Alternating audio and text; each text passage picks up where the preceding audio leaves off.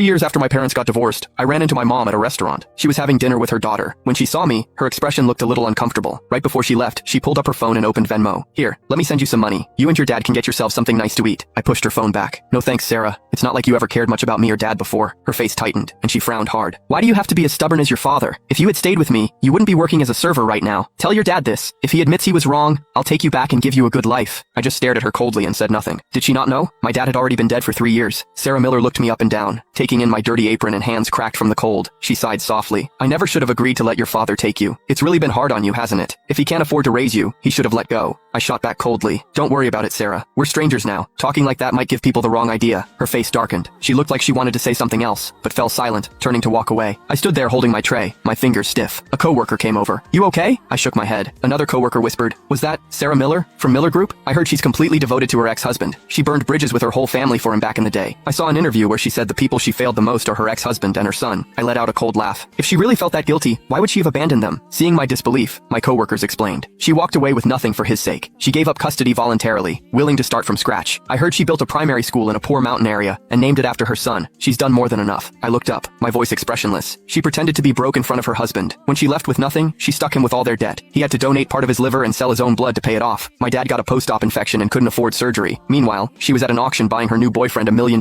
watch. She wouldn't even pay for my dad's medical bills. And to protect some guy she was seeing, she hit me so hard she damaged my ear. I can't play the piano anymore because of her. Everyone went quiet. My coworker's eyes went wide.